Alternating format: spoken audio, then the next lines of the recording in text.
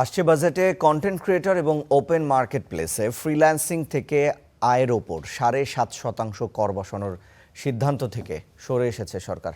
অপরদিকে ১৫% capital gain tax বসছে স্বর্ণালংকার বিক্রিতে। বাতিল করা হচ্ছে সম্পদ কর। মাজহার মাহবুবের প্রতিবেদন।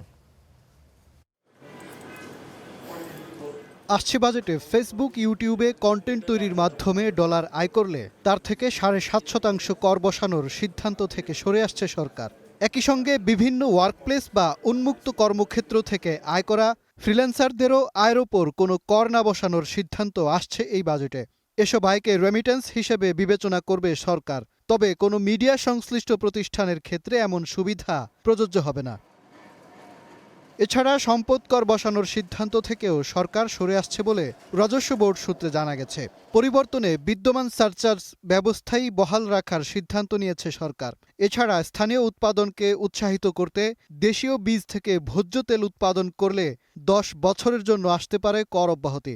সরকারের একটা ভালো আয়ের উৎস হবে এই সম্পদ কর, এবং এটা একই সঙ্গে এই যে দেশের মানুষের মধ্যে যে একটা সম্পদ বন্টনে বা একই সঙ্গে যে আয় বন্টনের যে একটা বৈষম্য রয়েছে, তো সেটাও কমাতে কিন্তু সহায়তা করবে। ব্যক্তিগত স্বর্ণালংকার বিক্রির ওপর বসতে পারে 15% ক্যাপিটাল গেইন ট্যাক্স। এতদিন রিটার্নে উল্লেখিত স্বর্ণালংকার বিক্রি করলে তার লভ্যাংশে সাধারণ কর স্ল্যাবের মধ্যেই হিসাব করা হতো। অপরদিকে পরামর্শক বা সম্মানী ভাতা, মিটিং ফি বা প্রশিক্ষকের সম্মানীর ওপর বিদ্যমান 10% উৎসে কর বাড়িয়ে 20% করা হতে পারে। অনেক সময় যে যারা একেবারে যে সাধারণ নিম্ন মধ্যবিত্ত এই সমস্ত নারীদের স্বর্ণালংকার থাকে, তো সেটা যদি তারা বিক্রি করে কিছুটা হয়তো অন্য কোনো সম্পদ বা কোনো বিনিয়োগে এটাকে ব্যবহার করতে চান, তাহলে সেই ক্ষেত্রে এই নারীর যে এক ধরনের অর্থনৈতিক ক্ষমতায়ন হয়, তো সেটার পথ কিন্তু কিছুটা সংকুচিত হবে। যারা আসলে প্রশিক্ষক, তারাও তখন কিন্তু কিছুটা নিরুৎসাহিত হবেন এই প্রশিক্ষণ দিতে। তো সুতরাং ভালো মানের প্রশিক্ষক পাওয়া তখন কিছুটা কঠিন হবে।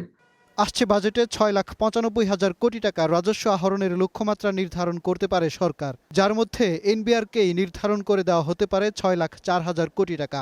মধ্যবিত্তের উপর না চাপিয়ে বরং ধনীদের কাছ থেকে আরও বেশি কর আহরণের পরামর্শ বিশেষজ্ঞদের। মাজহার মাহবুব, স্টার নিউজ, ঢাকা।